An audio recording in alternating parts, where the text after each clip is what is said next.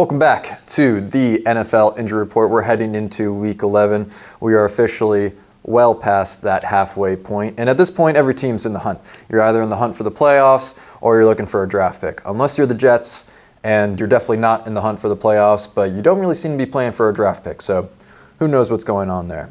Thankfully, we finally got through a week in the NFL without someone horribly dislocating a joint. So that's a round of applause to everyone around the league. But let's get into this week's report. Drake London, who's the wide receiver for the Atlanta Falcons, he's been on the injury report for the past couple of weeks with varying different things.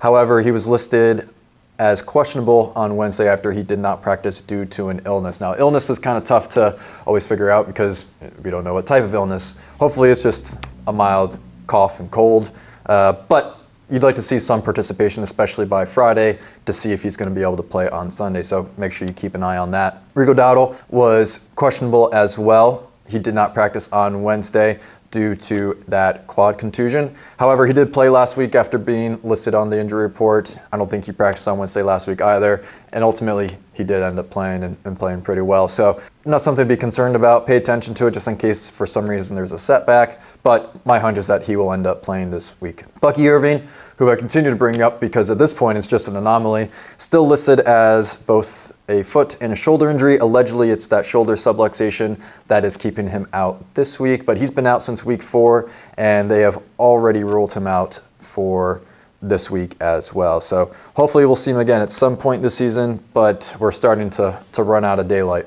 Lamar Jackson did not practice on Wednesday due to knee soreness. Harbaugh said that he's not too concerned. It shouldn't be anything too serious, but with how they handled Lamar's hamstring with as little information as possible, something to keep an eye on. But my hunch is that he'll be good to go. But you still like to see some participation on Thursday and especially Friday, even if it is limited. He's one of those players that if he's limited on Friday, he'll probably still give it a go on Sunday. Devontae Adams, who's having a really good season for the Rams alongside Puka Nacua, he pulled up in the fourth quarter of last week's game due to an oblique injury. He did not practice on Wednesday, but he's not expected to miss any time, especially on Sunday. So hopefully, unless there's something major that suddenly occurs, he will be able to play on Sunday for that Rams offense. Let's talk about the Jets. Garrett Wilson comes back after that knee sprain and immediately re-injures that same knee. He will be out for at least 3 to 4 weeks following this game against the Browns where he saw 3 targets and no catches. I mean, Fields did only complete 6 passes. 6 passes through a game. Only 1 went to a wide receiver, which means he had the exact same number of completions to a receiver as he did to the Browns defense. But that's besides the point.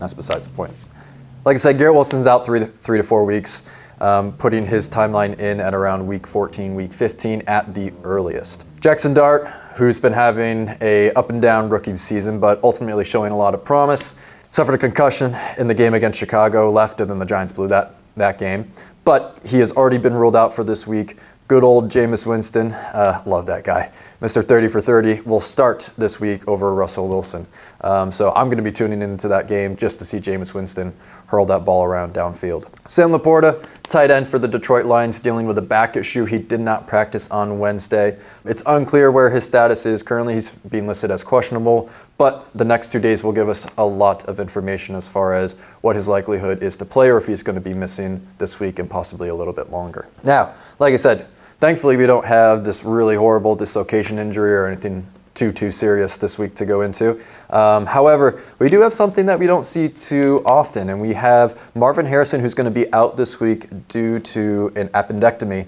Possibly he will be out longer. We're going to talk a little bit in depth about this. Now, an appendectomy is when you remove the appendix, typically because of appendicitis. And appendicitis is a result of inflammation and blockage of your appendix, which is a very small organ that comes off one of your intestines. It's located in that lower right quadrant of your abdomen, and currently some research suggests that it is responsible for helping to repopulate your intestines with gut bacteria, healthy gut bacteria, following some illnesses like diarrhea, for example. Never thought I'd say diarrhea on this show, gotta be honest, but here we are. Anyways, when that appendix becomes inflamed, it's immediately a medical emergency because what can happen is it's very easy for that appendix to then burst. And because there's inflammation and there's an infection that causes said inflammation and the swelling of that appendix, if it were to burst, then it's going to spread throughout the entire abdomen, leading to a disease called peritonitis. And peritonitis which is inflammation of that peritoneal cavity, can ultimately then lead to sepsis, which is a full body infection and can have a lot of damage, likely leading to death. So that's why whenever you start to have symptoms with the possibility of appendicitis, the sooner you can get medical attention, the better. Sometimes it could be treated just with antibiotics, depending on the severity, as well as how early, if you're able to catch it a little bit earlier in the process of when your symptoms start, or if you're not a candidate for an appendectomy or for surgery. However, there is a higher likelihood that the infection then comes back. So most times they do a surgery because you're going to eventually need it anyways, unless you are not able to have surgery for some type of contraindication. Now, when the appendix is removed, there's typically one of two ways that they go about it. The more common way is when they do it laparoscopically, making 3 small incisions down and around your belly button, and then removing the appendix with some tools that they're able to fit through those incisions after they inflate your stomach with carbon dioxide in order to see that area and ultimately the appendix a little bit better. They end up suturing off the appendix, removing it, and then they close you back up, and typically it takes an hour or less. Now, that's a nice, clean, easy way. If there is, like I said, that infection, you're unable to get there in time, or your appendix bursts, then they typically have to do a more open, involved surgery, because now they have to make sure that they not only get the appendix, but try to clean out if there's pus or anything else that then moved throughout that abdominal cavity whenever the appendix burst. Recovery is faster if done laparoscopically, just because they're smaller incisions. Typically it takes between 1 to 3 weeks.